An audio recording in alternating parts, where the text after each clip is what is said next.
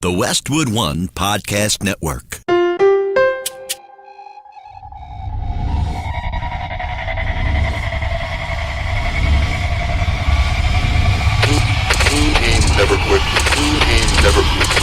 Never quit radio.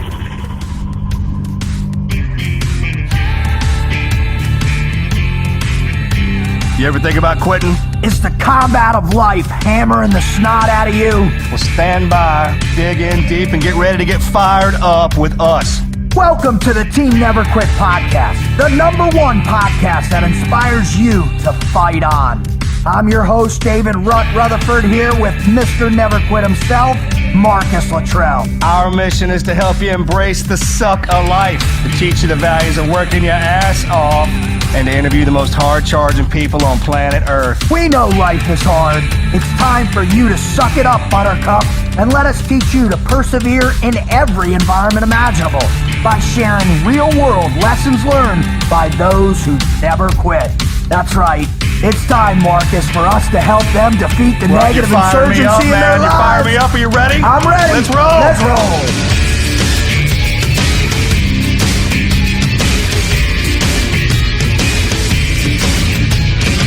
All right, Marcus, I got a challenge for you, baby. Are you ready? Yep. All I want to know is, are you ready? Ready. Wizard, I know you're ready, so here we go. All right, who said this?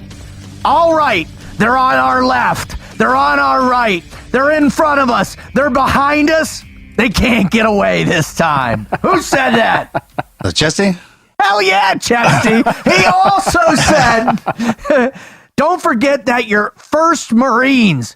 Not all the communists in hell can overrun you. Here's another one. Our country won't go on forever if we stay soft as we are now. There won't be any America because some foreign soldier will invade us and take our women and breed a harder race.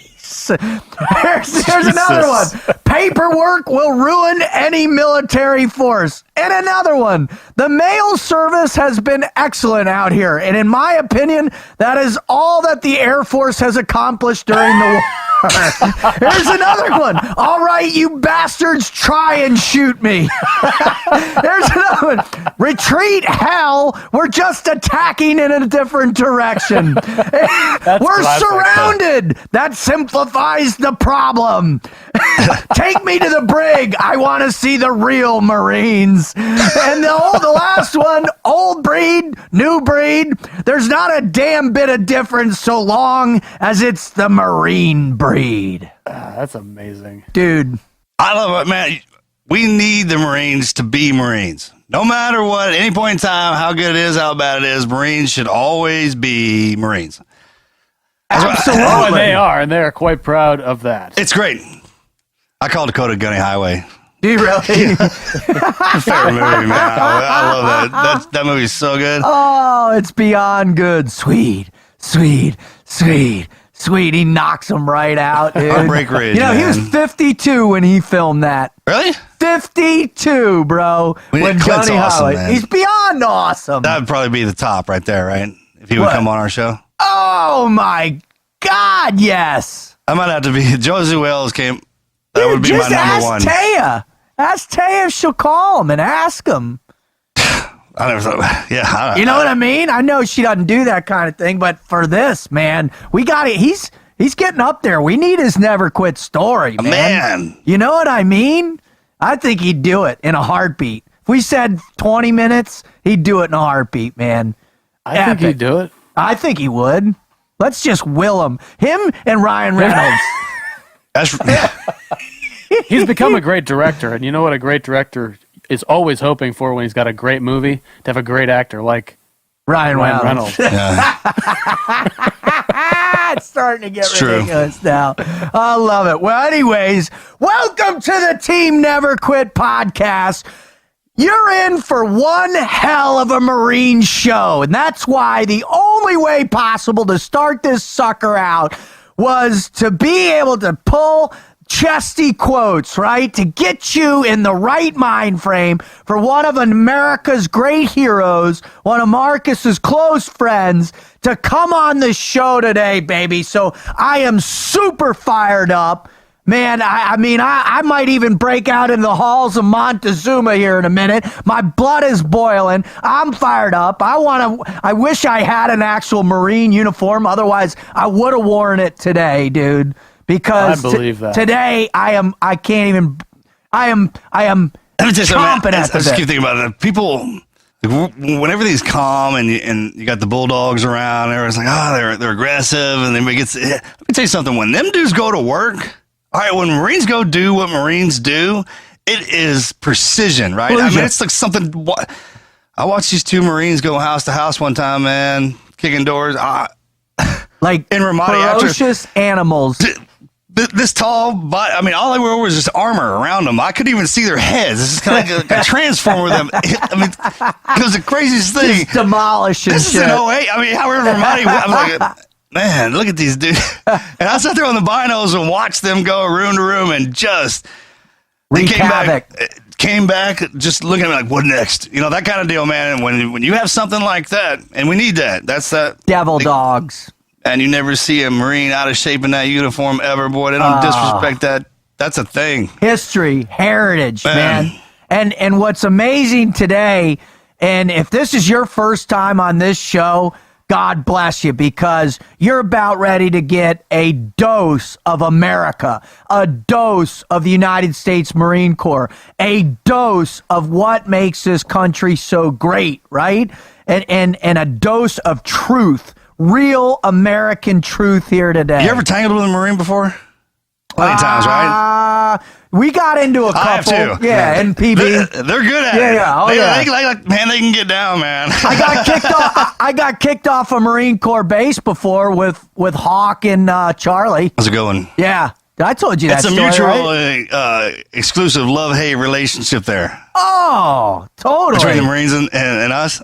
Oh, my God. It's great, man. It's epic. It is. It's the way it should be. Yeah, absolutely. It's You know the the way- pink fin? Oh, yeah. Oh, yeah. That's stories a like real that. thing. Absolutely, That's it's a real thing. Oh, dude. Well, listen, if this is your first time listening, thank you so much for joining us. We're proud to have you. If you're back for more and you're back for your re-enlistment, then we are ecstatic. Thank you so much for all your support and keeping us on air, right, Wizard? I mean, without them, we're nothing. True statement. And I appreciate you and all that you do. We all do. We love you. If you want to know more about us, you want to be able to follow all the other shows, simply go to our website at tnqpodcast.com or go to iTunes Podcast. You type in team, we'll pop right up. Subscribe, and you can have the three of us in your head morning, noon, and night. Now, one of the other things that's getting ready to come back up, Marcus, is you are about to serve up another bit of America to the American public, and the Patriot Tour is back. Oh, yeah, it's coming back online. Are you fired up, dude? Band's back together. Are you fired up or what, Oh, yeah, it's going to be man? fun. I thought last year was the pinnacle. We hit Broadway and Philly, man, that was something. From where we started and how it all began to where Tay and Goggins and all those guys are. I thought that was going to be the last one. We're moving down the road, Right. but the people wanted to see it again. The sponsors brought it back together. So yeah, we're coming down the line. And thank goodness to Mills Entertainment and Benchmark Mortgage for getting the Patriot Tour up and running and functioning. And I'll tell you what, man, let me share these dates with you. November 14th in Houston, Texas, at the Jones Hall. November 16th at the BJCC Center in Birmingham, Alabama. And finally, November 18th at the Paramount Theater in Denver, Colorado. You will be able to witness Taya Kyle, all right, Chad Fleming, and the man Goggins. Goggins. Man, I'll tell you what, this is going to be a phenomenal thing. You can go ahead and get tickets today. Just go to teamnetworkquit.com/Patriot Tour. Get your tickets. You can also get VIP tickets where you meet the speakers, baby, where you get to spend time with all those guys, all the four incredible people that are going to get and share a little bit of God, country, and family with all of you. All right, baby. Now, if you want to also get down and dirty, you can go to the website. You can get swag. We've got Patriot Tour t-shirts. We've got Team Never Quit t-shirts and hats. We've got Team Never Quit podcast shirts, baby. Loadouts in the loadout, baby. Now, if you want to follow us, please, you can follow Marcus at Marcus Luttrell. You can follow me at Team Frog Logic. And you can follow the wizard at _wizard_TNQ on Instagram, putting up all kinds of bizarre shit. I'm really? sorry, dude. It's great. All right, I can't resist myself anymore. I gotta bring the guy on. Please, Wizard, give us the lowdown on Dakota Meyer. All right, Dakota Meyer, United States Marine, a veteran of the war in Afghanistan as well as Iraq. Most known as a recipient of the Medal of Honor. And he enlisted in 2006. He did his first deployment in Fallujah in 2007 as a scout sniper. In 2009, where he was involved in the battle which resulted in his actions, to which he received the Medal of Honor, was in Kunar province when he was embedded with a training team 2-8. Now, I don't know if we're going to get into the story. We don't know what his Never Quit story is going to be, so I'm just going to read this I'm going to read this, which is already written up right here, just to give an idea.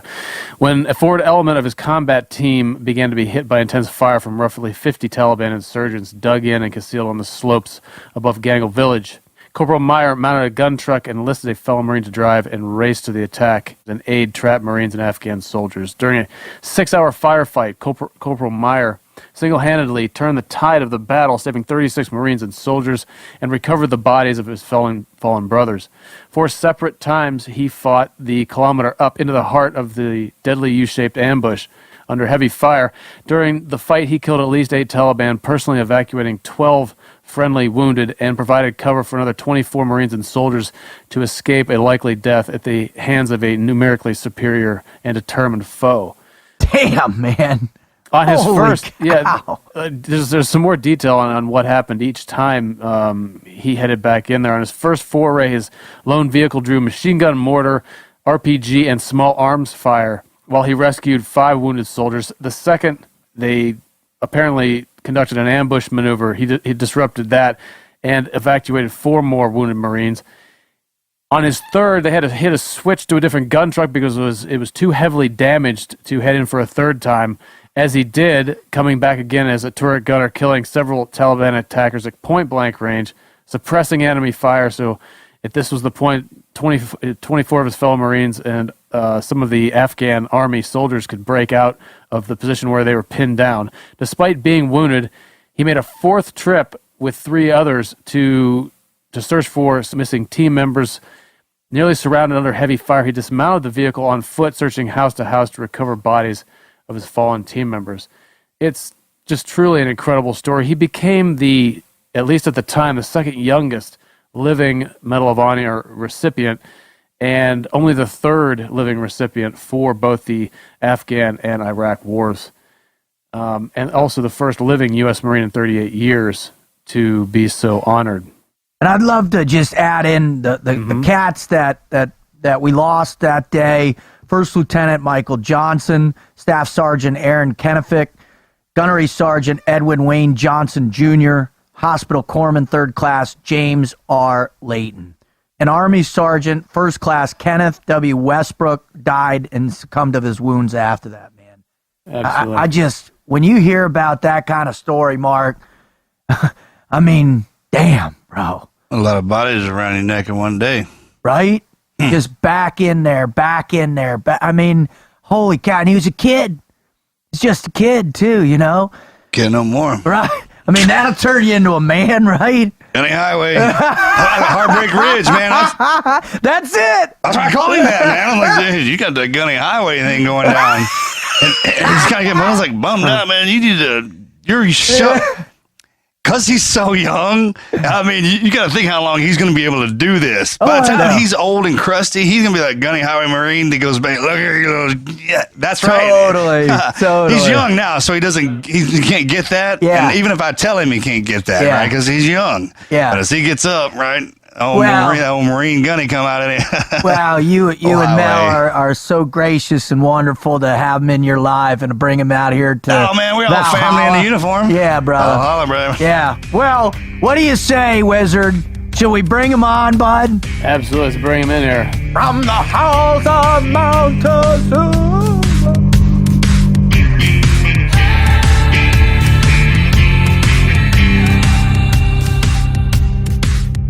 From the halls of Montezuma, I don't know the rest of the song. We will march and march forever. That's the way Chesty Puller intended it to be, and I promise you I can validate that today, right now, because we have one of the pinnacle Marines of all time sitting right here with us today, Marcus. We So do. you just wait and see what happens. I'm going to wait. All right? I'll wait. Are you ready? I'm ready. Because this is a big one. Because this is a fucking big one, bud. That's Chesty Puller. That was a good one, man. Like, hey, when they raid her in, they're surrounded. Well, we know where they're at. I mean, Dude, he has you like got a hard literally day. 25,000. I would say, I'm willing to bet, right? We've all heard all the Chuck Norris comments, right? How do you, Wizard, give us some great Chuck Norris ones, Chuck Norris is the only man who can divide by 0. right? What else? Give us another one. Chuck Norris can't catch a cold can't catch Chuck Norris. Nothing fucking catches Chuck Norris. Okay, so I'm willing to put forth Chuck into Norris this. is the only man that can slam a revolving door. My favorite. So I'm willing to put forth that those actually originated with Chesty Puller. And they're real. They're legit, right? Dakota, am I wrong? 100%. It's just been 100%, misattributed, 100%. is So what you're saying. They're attributable to that man because he was the one that got all of it started. He was the one that planted the seeds of madness, right? He is the one that Mattis pretends to be. He is the one that inspired this man sitting across from us right now to do the things that he did downrange, under fire. And I'm telling you what, I am super fired up today about Someone this. give me a fucking gun. I'm going to war. End of Can interview. somebody get me a ticket? I'm out of here. We're going mobile. He gone. Gone. He gone. Well, Marcus, when you said, because last time we were out here, man, we were sitting there and we're like, hey, man, who should we get for the next one, right? Because we had done, we've had Kyle on, we had Mike Thornton on, so we're like, hey, man, we want to keep this going because of the value that you bring not only to America, but also to the people that you inspire every day and on your following too. And he was like, Marcus didn't wait 2 seconds. He's like, Dakota, that's it. I was like, well, how do you going to get, he's like, I'll text him right now. And so I got super fired up at that moment because, brother, I got to tell you, man, and I was starting to tell you this last night, but every now and then I have an opportunity to be around guys that are recipients of that incredible honor, but also the burden it is. And it is it means the world that you would drive all the way here, sit down with us and share. I live here. Is that really? Did I take your room? You did. You took my room. When he showed up the other day, I was like, hey, man, Russ, he's scratching. You took my room. I mean, I live So here. I will go on record as the official guy, Yeah. that guy who stole the Medal of Honor a recipient's PR room. nightmare. I'm that guy. You did. Navy SEALs. We don't care. Well, look, that's the way it always is. That's the way it always is, you guys. You Navy SEALs. Wake me up when it's time. You Navy SEALs, you'll steal our food, you'll steal our ammo, our cool stuff, our Gear. stories, Missions. our women, and now our room. You know what I And it is mean? not bolted down. Just add one, chalk not it off bolted down. on the And list. it's our room. That's awesome. It's okay. Bro. I slept on the floor. It's all right outside the room. in the lightning, in the rain. Yep. We threw MREs at you. You did. I got fed. That was all. That was all that mattered.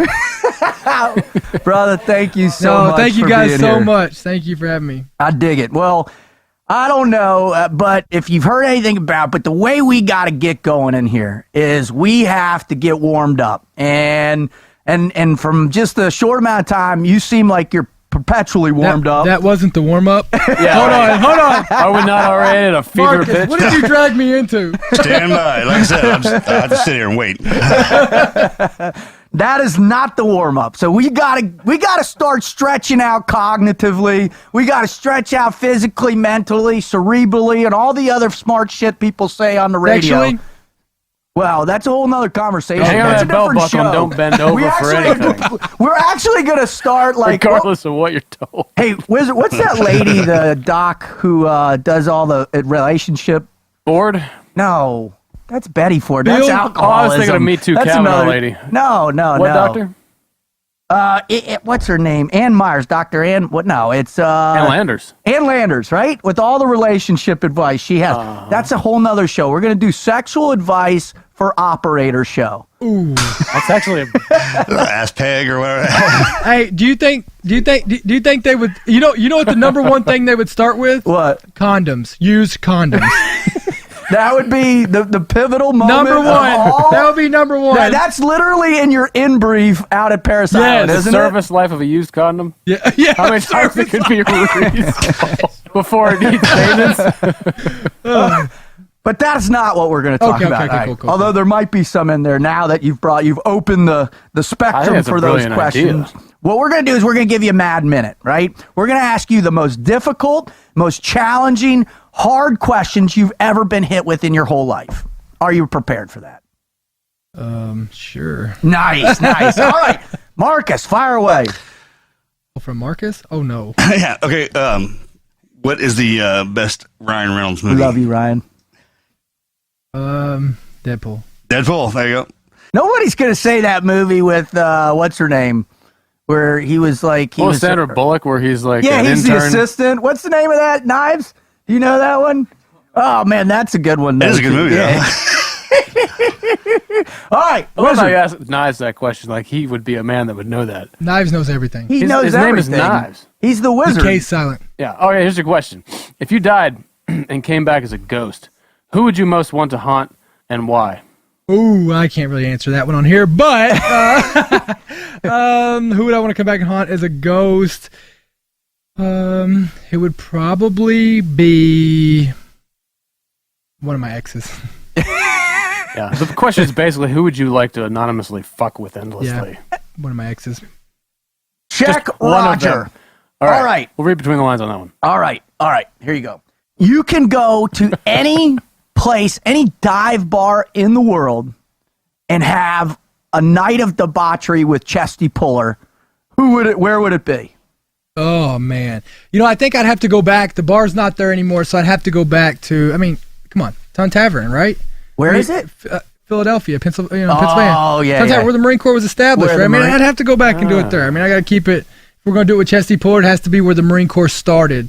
That's a great answer. Yeah, that I is love a that. That is solid an answer. awesome answer. All All right, right, Mark. brother. If every job paid the same, what would you be doing? I would still be in this, and I mean, I don't do anything for the money, but I would still be in the service serving, and I'd still be giving back to my community in some way, shape, or form, whether it's being a first responder or probably firefighter, to be honest. Amen. Firefighter is like the coolest job in the world. It is, It is, isn't it? Yeah. Dude, I remember when Everybody loves firefighters. Well- it's kind of like they're like the Navy SEAls of first responders, right? Like Yeah, everybody Navy Well, SEAls. loves let's not them, go right? too far, all right? We're They're better not looking, though. arrogant. They don't spend too much time on their hair. Yeah, don't give them too much bad No, press. but they right? do always look good. They do, yeah. Firefighters look A good. They got- calendar. Yeah, look at the calendars. all right. What was the funniest thing said to you by your drill instructors when you first showed up at Paris Island? Oh my gosh! I when they kept telling me that like how do you explain that your parents love you? Like how do you explain they love you? They sent you here. They knew what they were doing. How do you explain that your parents gave? Nobody cares about you, Dakota, or recruit Meyer. Like your family sent you here. They sent you to this. You want to tell me that they love you? They don't love you. They just want to get rid of you. That's heavy. Like, thank God he left. He's out. He's Yeah. gone. At least in the Marine Corps, they don't call you seaman. Oh, Ooh. God. Recruit. That's, I was an undesignated Yeah, seaman. me too, yeah. That's Okay, like the dude, lowest yeah, of the low lowest of right the there. low, man. All right, bro. If you could sing any song as good as the artist who sings it, Super Bowl Sunday, halftime, what song would it be? Probably Mine's Girl on Fire. I love that you throw that in every time. Living on a prayer. Ooh, nice. going. Oh, nice. I still haven't come up with an answer for me yet. I don't know. It's tough because it's the Super Bowl. You got to bring it, right? You do. You got to bring it. Yeah. And living on a prayer. Now, like, do you have like the flowing locks too? Yeah, and I would have like on a tuxedo T-shirt. Yeah. It says I'm not too formal, Oh, but I hair like that. party. New party, right? Yeah. Necktie. Yeah. Oh yeah. Keyboard deal. 100%. God 100%. bless America. I like how genuinely you consider that question, because that's a heartfelt question from Marcus. I know it's important to him. All right, next question. Would you rather have the power to read anyone's mind or to change anyone's mind? Ooh, 100% to change it. Yeah? 100%. not even a That's question. pretty quick. No doubt in your mind there? No, no doubt. Couldn't you learn to change it even if you knew what their thoughts were, though? No, but I mean, just because you can read somebody's mind doesn't mean you can change it. I would rather have the power to influence it, because then what you're telling me is that I'm also being able to be better, to be able to have power to help influence somebody else to be better too. So I would rather influence it. Ooh, I like it. Let's go. Caveat onto that question. We asked this. If you could be president for one day, in this case, we'll say you could go and influence the president for one day, what would you influence him on to change that would make a big difference in the world? I would, are we talking about the current one? Yes. I would tell him to, hey, be humble. Be humble. I think that our president does a lot of great things, and I think he's doing I know a lot of people. I think we all in the community, especially us serving, we know a lot of people who've done so many incredible things, right? And if they would just shut up and just let their actions speak for them, they would be recognized and remembered by that. And I feel bad because our president's doing so many great things out there that he's never going to be remembered by those great things. He's going to be remembered by the shit that he said on Twitter. Well, it's funny how that works, but in the point. in the modern age of where everything you say is recorded, everything that and you guys know that specifically. But how many guys that they've done? They've made decisions and they've been on missions that changed the world, right? And if they just shut up about it, you'd be able to listen to them and you'd be so much prouder of them, right? Right on. I dig it, Marcus. Last question, bud. All right, bro. Favorite superhero? Oh, Deadpool. Hands down, not even a question. Not even a question. Because I feel like if I was going to be a superhero, I would be him, right? You take, Spider-Man's too good for me, right? He's like a good dude, right? He's like a genuine good dude. The kid. Yeah, but he's a good dude, though. Yeah. You take Batman. Batman's a good dude. He's smart, right? He's really professional. And I feel like Deadpool is so much more relatable to me because I'm like the outsider. I'm just a guy who, he said something that really clicked to me. I was watching on the plane, because I've watched Deadpool 2 with Marcus probably, how many times, Marcus? 500. 500 times. And I'll never forget that I was flying home and he said one thing. He was talking about who he was, and he said, "I'm a bad guy. I just fight worse guys." Yeah. Right. And so I think that kind of resonates with me. It's tough to go, I think, through to come wherever we come from, then to join these units that teach us to go to war, right? And how that changes our psychological makeup. And then to actually go to war where the real shift changes us. And to come back and be forced to integrate into society under the pretense of what normal is. You can't sit here and say that you could do the work that we did and never be affected. Well, I'm not saying that, but I'm saying to do the work that we do, you have to be a bad guy in some sort of way, right? I'm not saying a bad guy or an evil person, but some moral ambiguity. But I'm saying you're not going to have love what's behind you more than what's in front of you. Well, exactly. But I'm saying but you still have to to fight somebody, you have to be to be a fighter. Right. Does that make sense? Right. Makes You're not total gonna. sense. That's why there's all different kinds of people, right? There's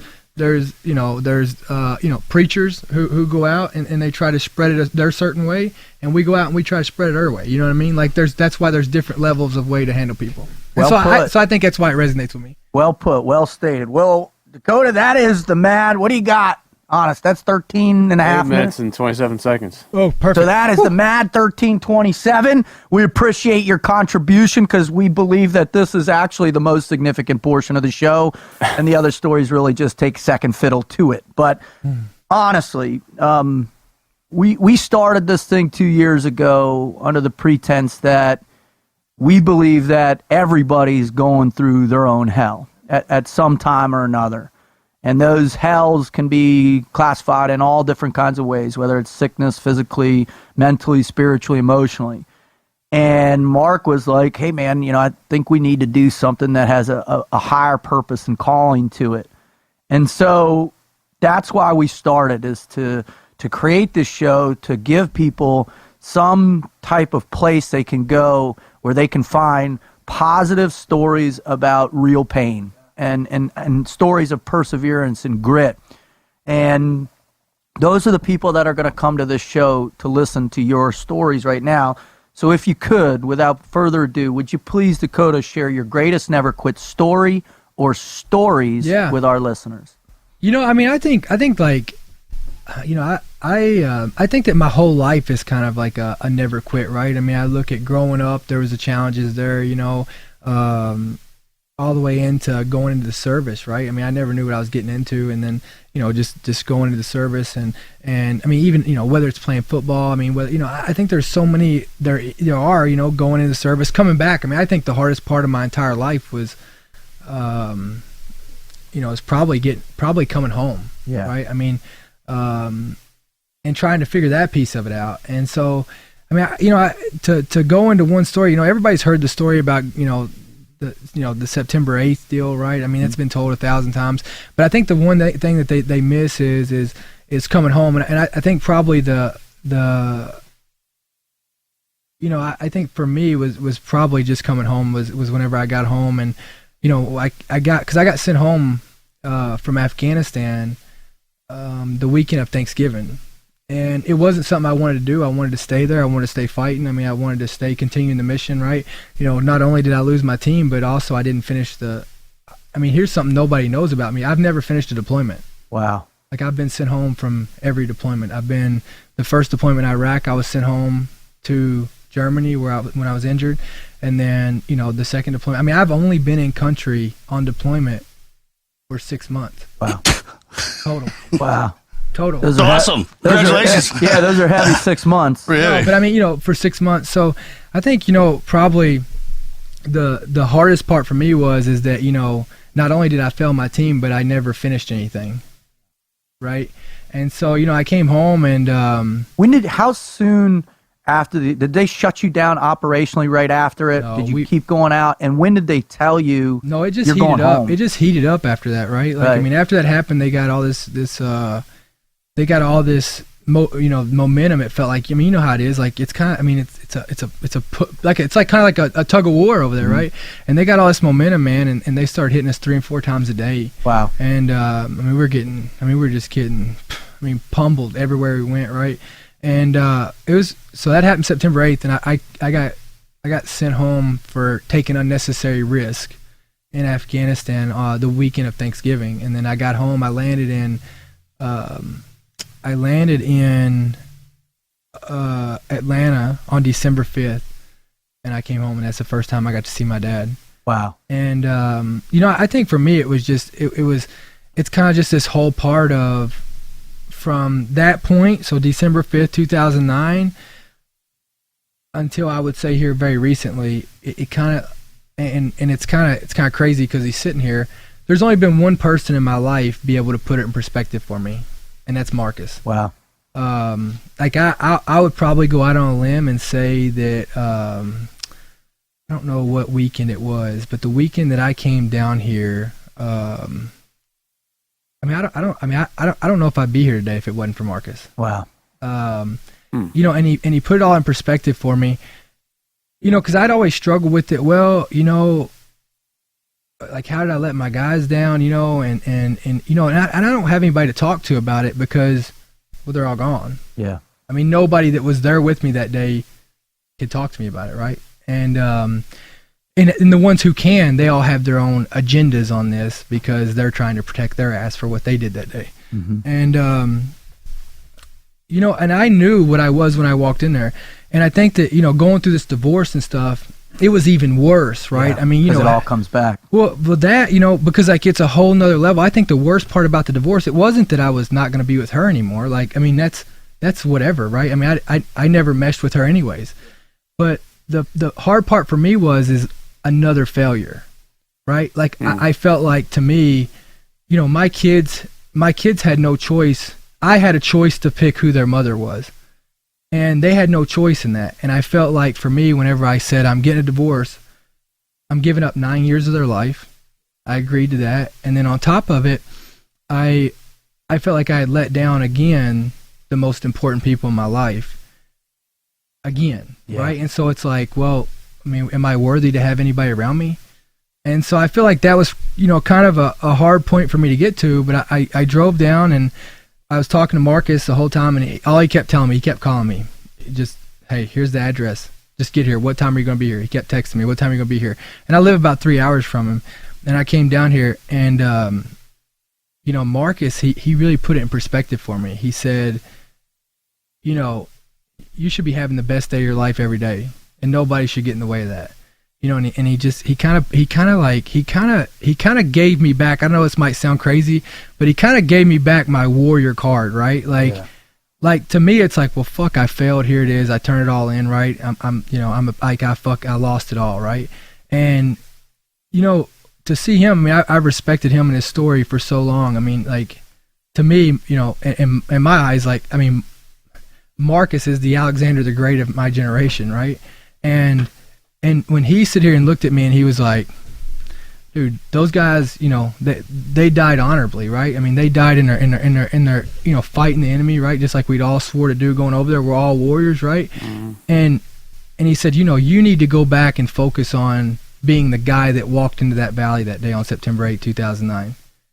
And hearing him talk about it, like it was never like a sad moment hearing him talk about it. It was, we were fucking warriors. We got tested. That's honorable. That's honorable that you got tested that day. Greatest gift ever, right? It is. And that, you know, and that's what he kept saying, the greatest gift ever. And it kind of like put blood back into me, right? Like, no, you're right. I mean, you're right. I did prepare for that day every day. Like I did. I trained for it. You know what I mean? And so I'm lucky for that. And then so I think that, you know, that long moment of just holding my head down about my service. I mean, I never really talked about it. I mean, there's nobody, I mean, I don't wear the medal. I'm not a Medal of Honor recipient. I tell people, I mean, I've had it boxed up 3 times at least, I know, and tried to mail it back to the President of the United States because I don't want it. Like, I don't wear it. I mean, my daughter plays with it. I don't care anything about it. I hate being called, like, you want to ruin my day? Call me Medal of Honor recipient, right? Oh, you should have thrown that one out there. Damn, dude. I feel like the asshole. No, but I'm saying, like, you know, I'm a United States Marine, right? That's it.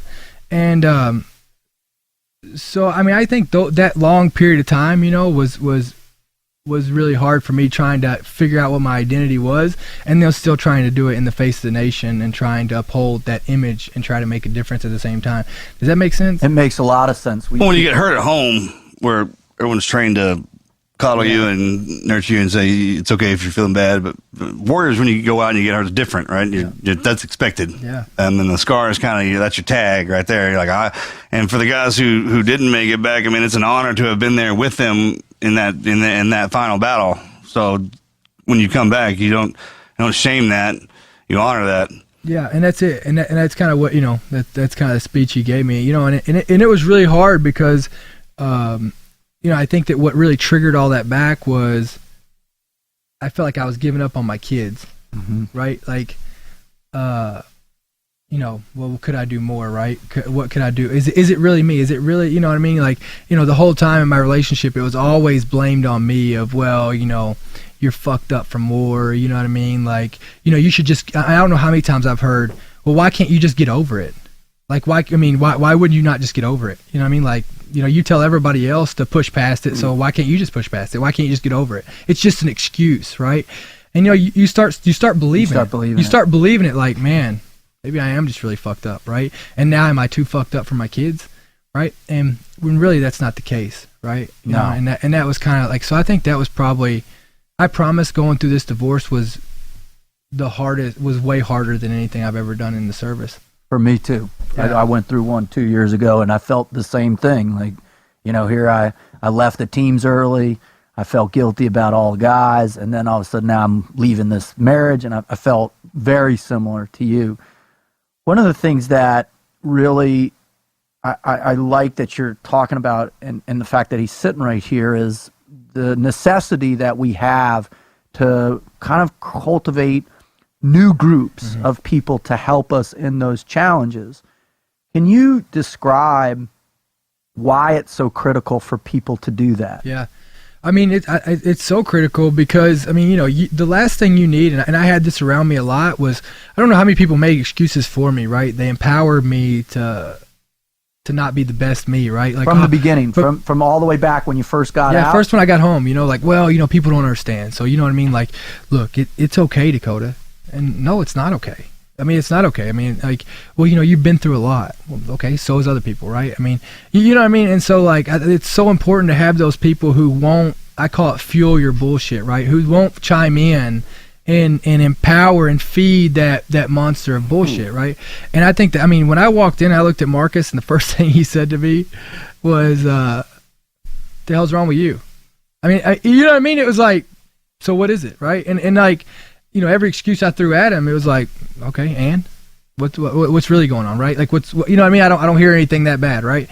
And and it wasn't that he didn't care. It wasn't a fact of that, right? I never had to question that. It was just a fact of, he's like, I mean, there's nothing you can't fix, right? And so I think that's kind of the mentality that you got to have around you to be able to feed that bullshit. And right, and what are you going to say back to Marcus? Like, you know what I mean? Like, you don't know what you're talking about, Marcus. You've never been there, right? You Like, don't say know that. shit. Say man. that. Say, how do you say that to him, right? You don't.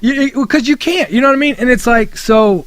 PTSD, man. Purpose, temperament, selflessness or self-sacrifice, and discipline. That's it. I mean, you just kind of just think about those every time, and then stay humble. That's it. Great power comes great responsibility, daily control, work harder than everybody else, stay humble. Right there. It's one of the interesting things is that, this is a massive topic, right? Yeah. In our communities. We go overseas, we do our jobs, we come back.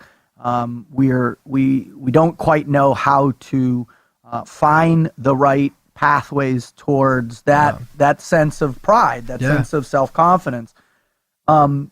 What are some things that you can tell people where to look, where to go, what they can do? I mean, it's just, I mean, looking up to guys like you all. I mean, listening to podcasts like this. I mean, I think no time. I mean, even in the military, and I had to really think deep about this. I'm a deep thinker, so. At no point in time did you ever come close to anybody when you're celebrating. Like, you didn't, like, think about all the times that you came close to people, right? And you really got those brothers. It was in the times you were suffering the most. Greatest pain. Right? Like, buds. I mean, dude, how close you come people in buds in Hell Week, right? Think about that. You never got close to people in the wins. I mean, where you got close to it was when it sucked, when it hurt, when you bled, sweat. So I think that, like, what's wrong with America is that everybody has this social media that they can put their best out there, and everybody feels like, well, I'm suffering, so I'm the weak one, right?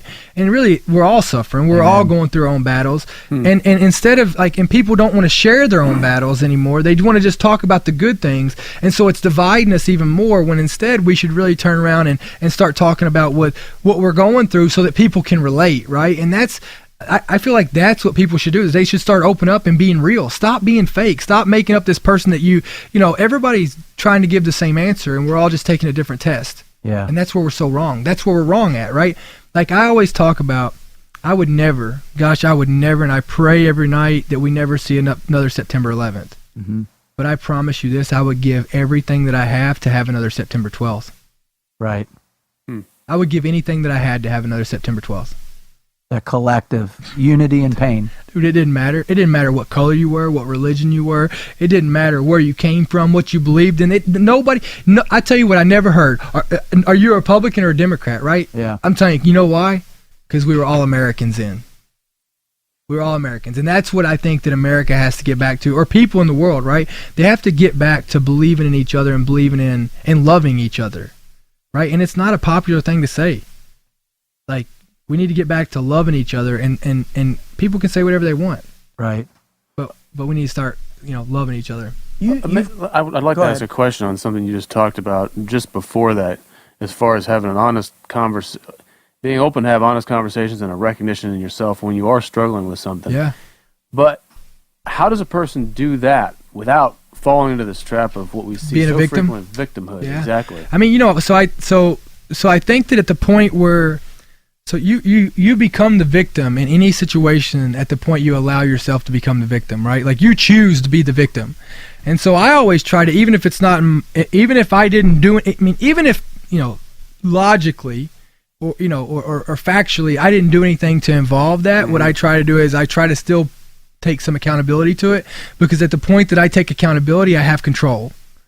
And so, like, even if this employee, or I mean, this employee did this, well, I had nothing to do with it, but on the backside of it, I chose that employee. So guess what I need to do? I need to choose those people in my life better, right? So like, or whatever it is, right? I try to figure out a way you can take some accountability for it, believe in it, and then turn around and learn from it, right? And so I think that, it's a conscious choice to be the victim. For sure. And so, I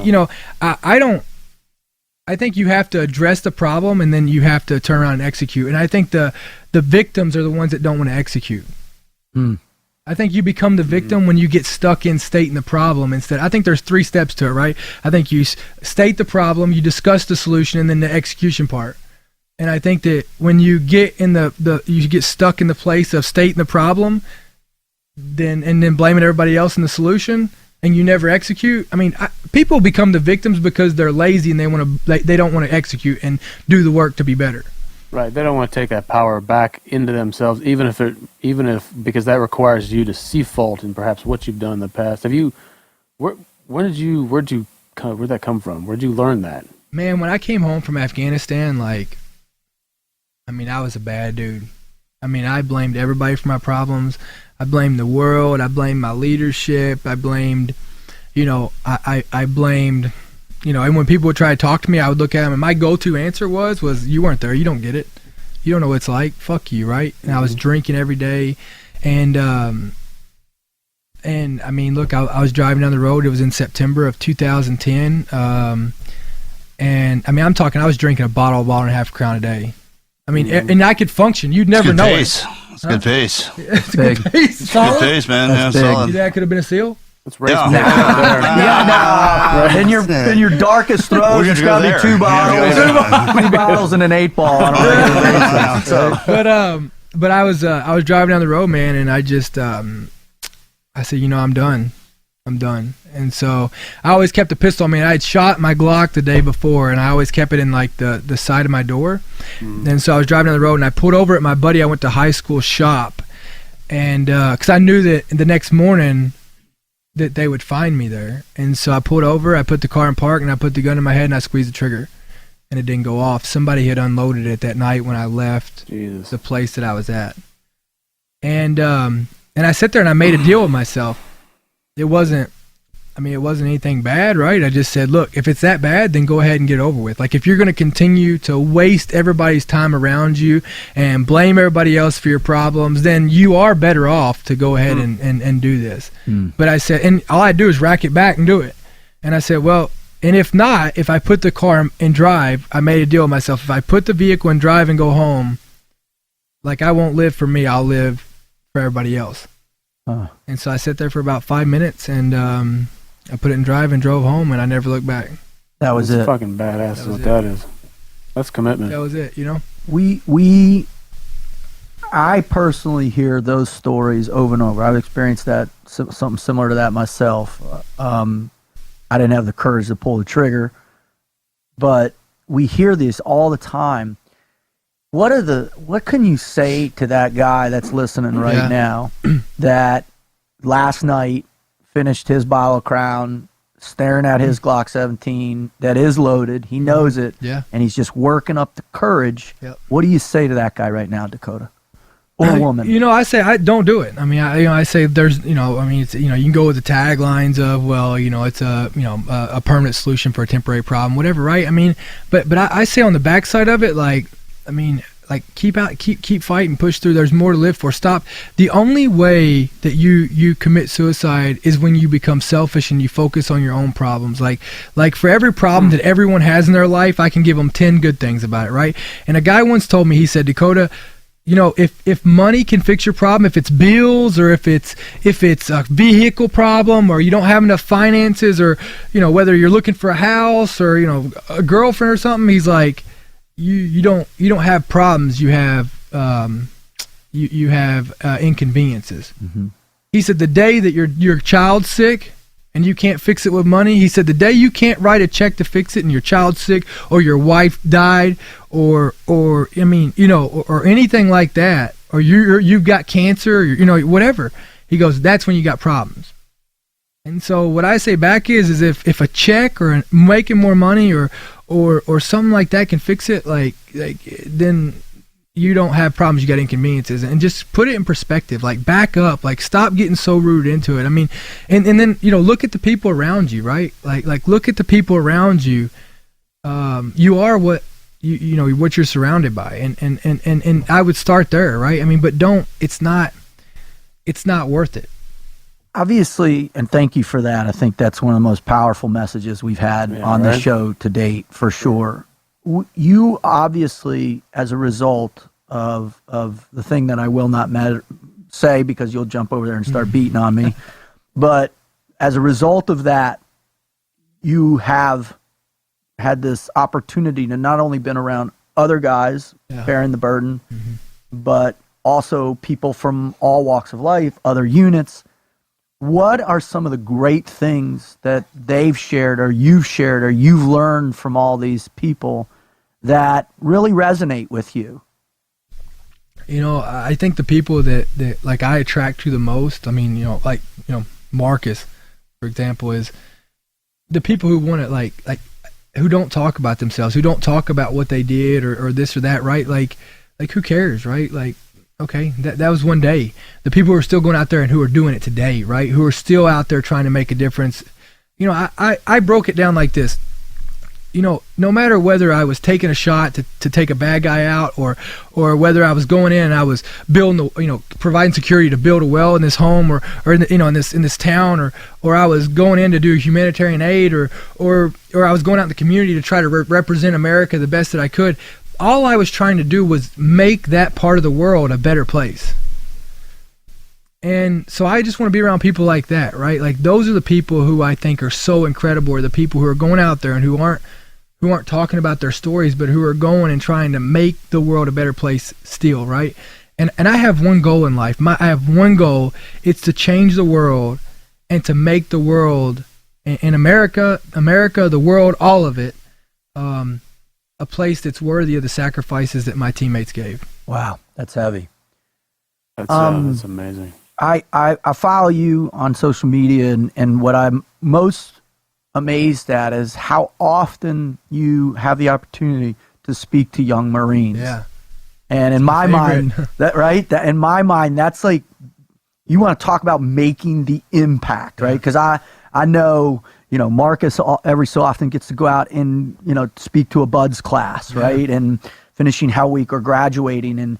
And those eager young minds are so ripe in that mindset. What are some of the things that you tell those young men? They always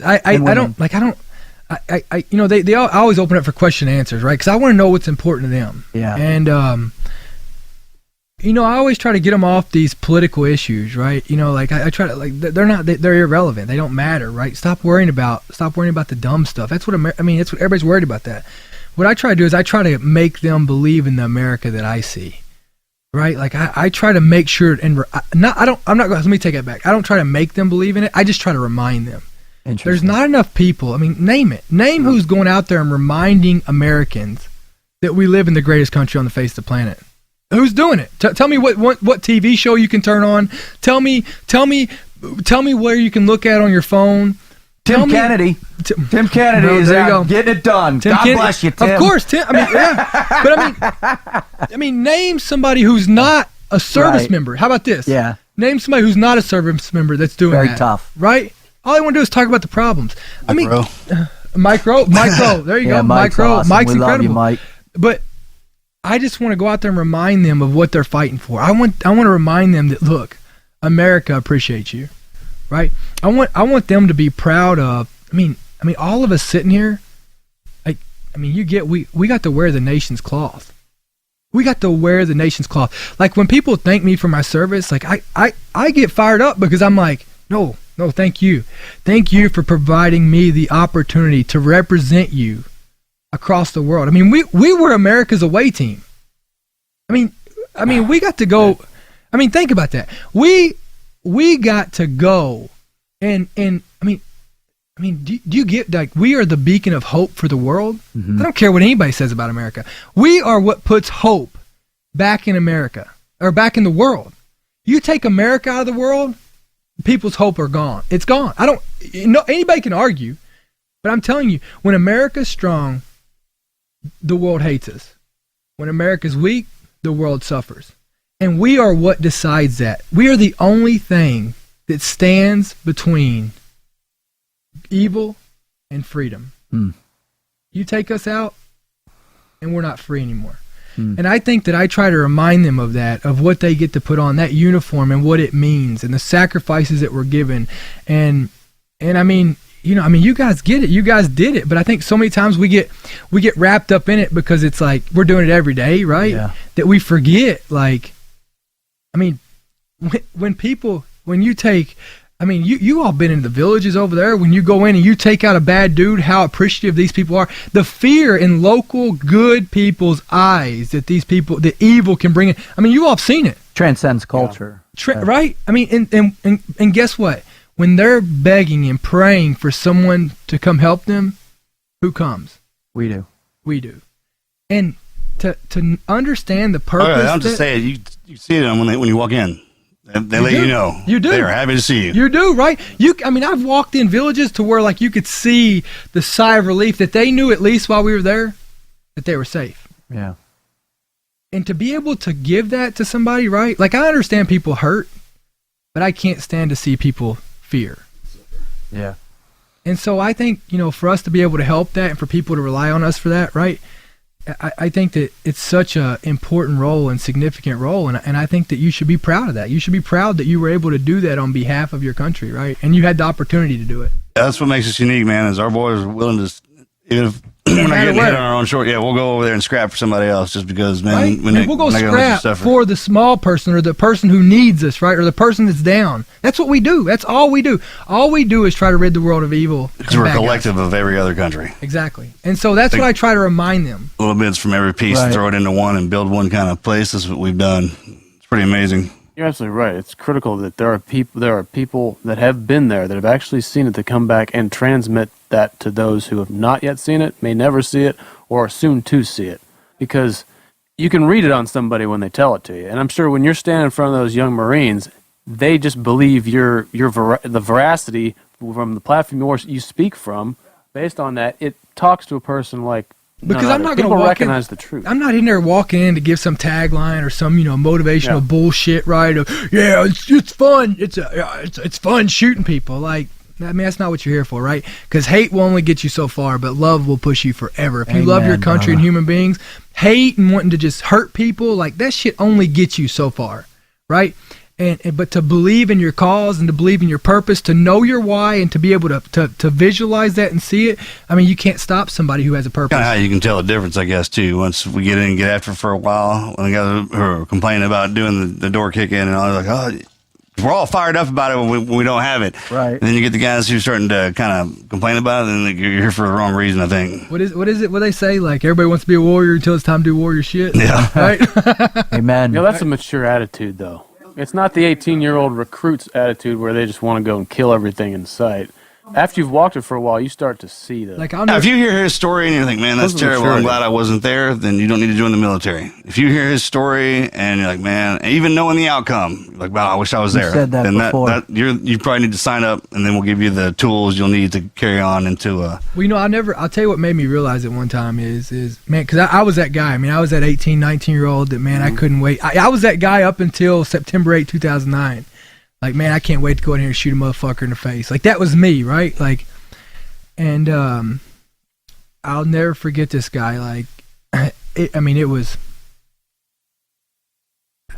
as close to me as anybody ever was that I killed, and I'll never forget looking in his eyes. And this is what it clicked to me. I see this guy every single night. And the guy was a pure shithead. Like, let me state this up front. If I hadn't have killed him, he would have definitely fucking killed me. And I'll never forget, I was on top of him and I was looking him directly in his eyes. And after I'd hit him probably the first time or second time, I could see the fear in his eyes. And it just like clicked to me, I don't know this guy. Hell, who knows? We might have drank a beer together. I don't know him. He's got family that's gonna miss him. He might have a kid that loves him and is never gonna grow up with a father. His wife's probably gonna, I'm sure he's got a wife. And like all those pieces of it was like, this is just another dude and I respect him because he's willing to give his life for the cause that he believed in just as much as I was. Oh yeah, normally we don't. Wow. Because of the technology and everything, we don't have that face to face. You can't see that part, right? Especially when that pure rage gets pulled out of them and the fear, we put the fear in them, then they're human. And then with the human aspect, then all that stuff starts. Yeah, normally it switched. Like when at first, like there was nothing to it. But then whenever I'll never forget, the guy knew he was gonna die, and so I always remember that. And it's like these guys are just. There's nobody in a fight who ever believes that they're wrong. You know what I mean? And so I think that's what kind of taught me that it's not that I hate it. It's just that I'm willing to fucking give whatever it takes to keep what I got at home. That's probably one of the most powerful statements anybody's ever made. That was precipitated by one of the most intimate descriptions we've ever had on the show by far, and I thank you for that. Yeah. How do you take this incredibly, because all these stories are very unique to us, and we process them, and we get to the why of our lives in a difficult way through that pathway of pain, right? Yeah. Having just gone through that divorce and having been in the space of guilt with your children, now through the freedom that you're experiencing through the brotherhood coming back and regenerating that purpose, what do you want to instill in your children that will make them feel the same way you feel? Or understand it. Let me just start with understand. Like I'll never tell them what I did. I'll never tell them I'll never tell them anything about. They'll know I'm a Marine and that's it. Period. I'll never tell them. They'll figure it out on their own, right? And they can believe what they want. Whatever. It's not my place to tell them. I'm their dad.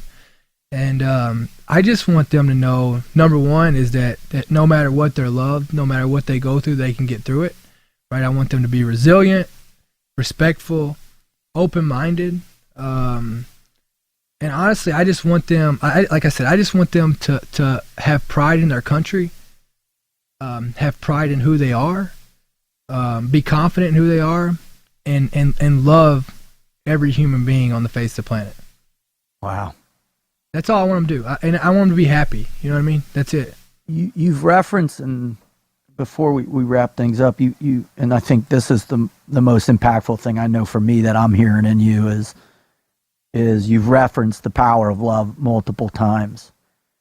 What can you bestow upon those people right now that are in that darkness, that are challenged?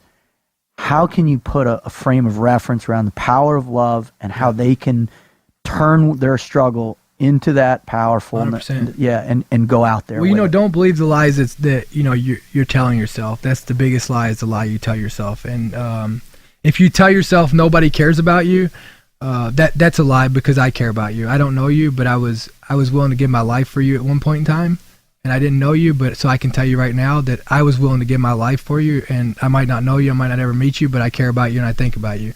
And so for you to say that no one cares about you or no one loves you, that's a false statement, because I'm setting the record right now. You at least got one person. And so I think with that, you start building up on that. You start looking around you, and you start surrounding yourself with people who make you a better person, not who tell you what. There's a difference. Not somebody who tells you what you want to hear or agrees with you, but somebody who makes you better and that you know has your back, right? And then I think you have to start loving yourself, right? I mean, I think all those things are important. And I talk about love. Nobody talks about it. Nobody talks about it because it's not the cool. It's not the persona that you're some hard dude. Well, I tell you right now, I loved my brothers more than anything in the world, and you should watch the things that I would do to you if you ever tried to hurt any of them because of the love and how strong that is. So, that's what I say is, and I say, you just have to put all that in perspective that, and start building back up, right? It's kind of like when a tornado comes through, you just, maybe your world's wrecked, but you can build it back. And no matter what in life, you're either going into a storm, going through the storm, or coming out of a storm. Right? That's the only three places you can ever be in life. So become the storm. Amen.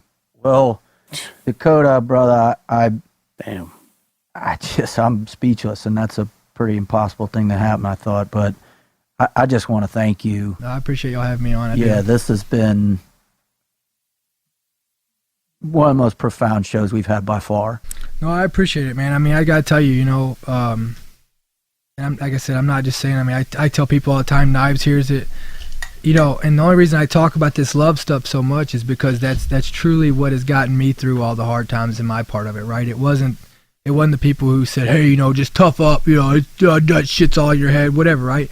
It's people who brought me in. It's the Marcuses. It's the Morgans. It's the, Governor Perry's. It's the, it's my dad, all the people that love me, right? And, the Butches, the Toms, right? And so that's what matters, the Knives, right? I mean, the people who are there because of that. And so, I'm just speaking all from experience. Amen, bro. Thank you. Well, we love you. Thanks for coming. Love y'all. Thanks so much.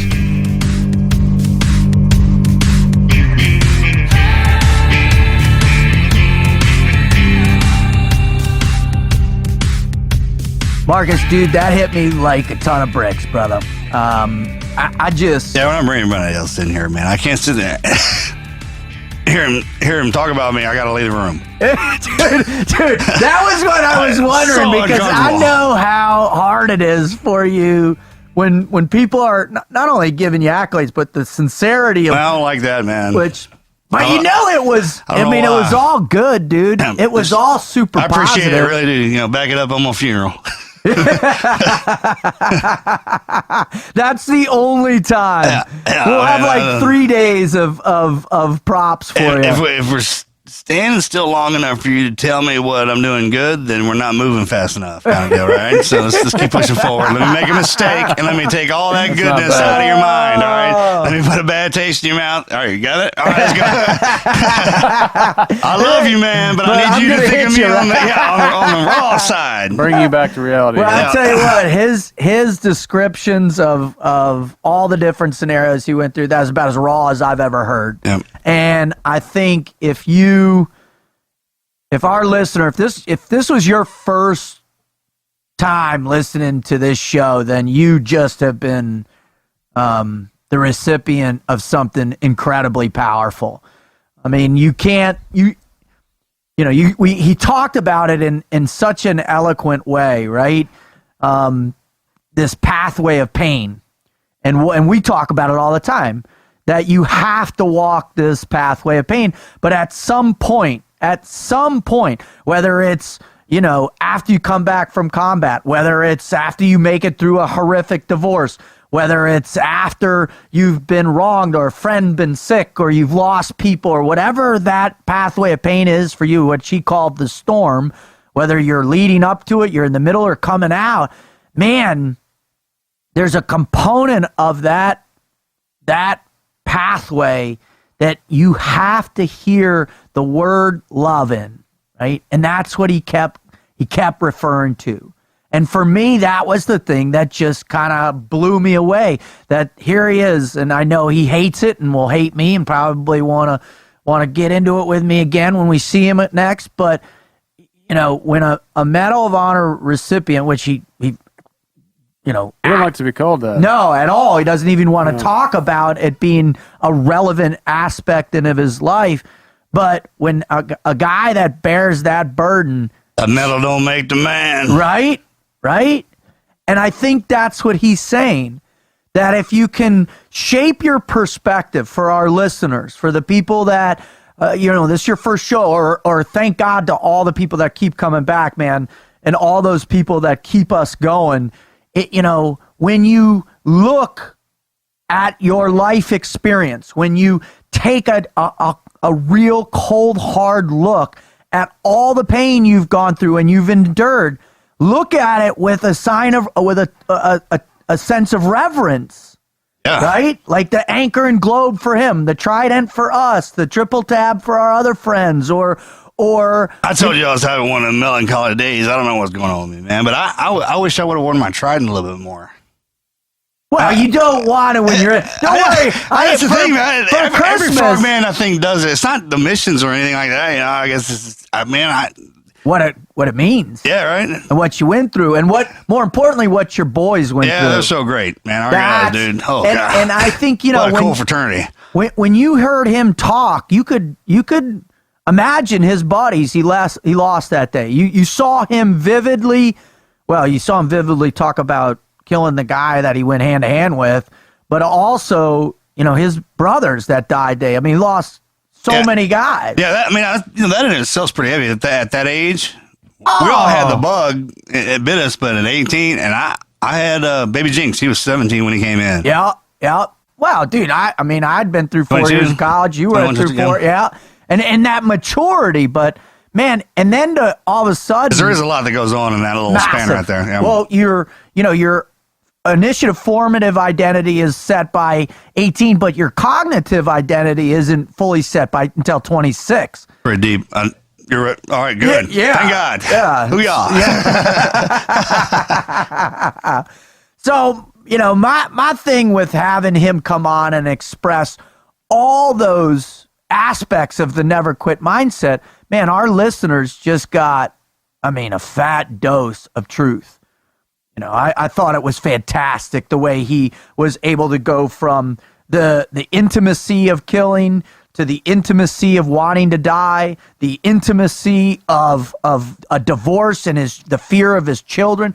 Man, you don't get access to somebody who has that breadth of knowledge. And most importantly, what I also felt... That's a good way of saying that, man, because those people get put in a situation to develop that mindset. Right? Right? And then for him to come and then also, I know you don't want to hear it, but to praise you because of the latest storm he came through, to reset him again. So I think one of the things that's most appealing about him is the dichotomy between, usually it seems like Medal of Honor winners have to stand on a high pedestal and be praised by people. They're generally pretty polished. That's the interesting dichotomy you get with him, because he really comes across as in a very genuine manner, and I think that really speaks to people.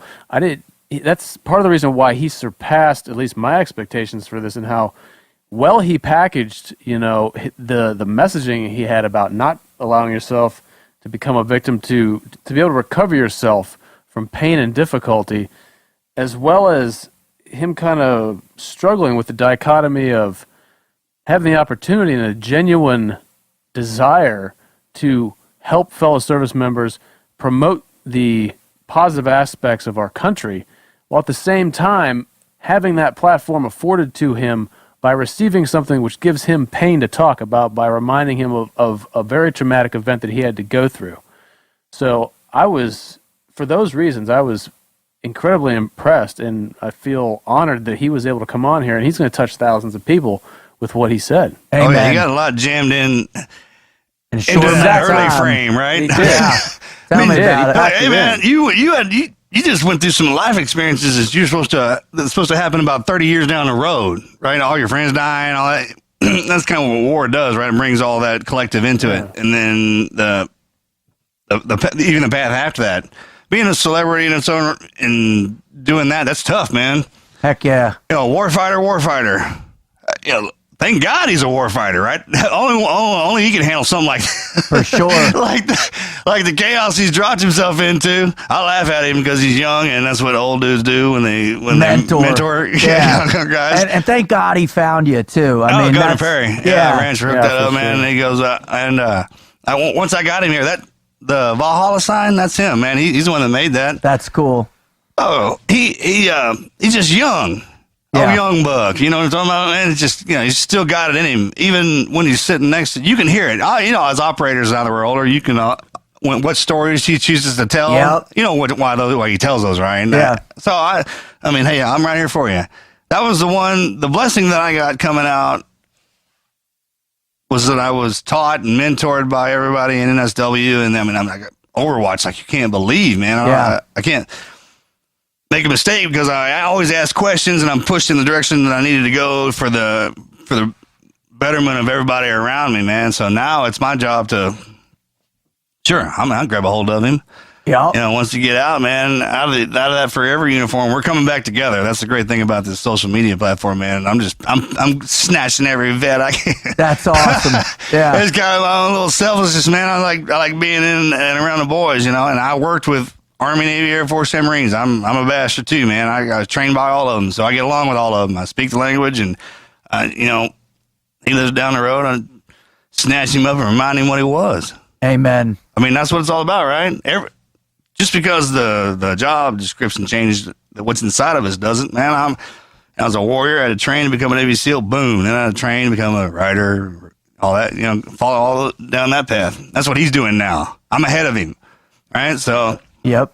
And Miss Melanie, that's the best part about it, man, is I got a stable base. Yeah. I can go out and fight, and then she jerks my chain back. I come back if I get too far out, but I bring people with me.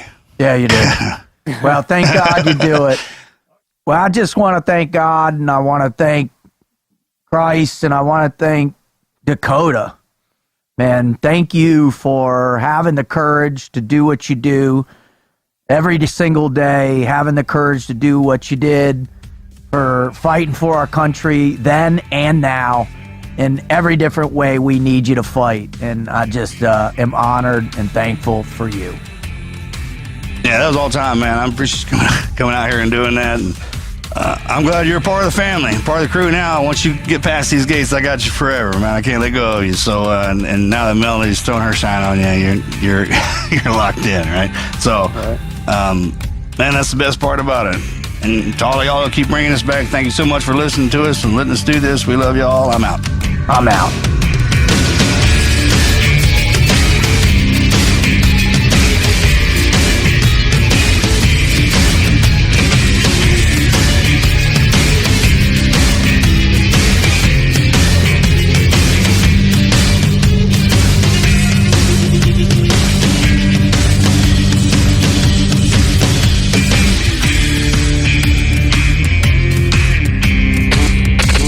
Never Quit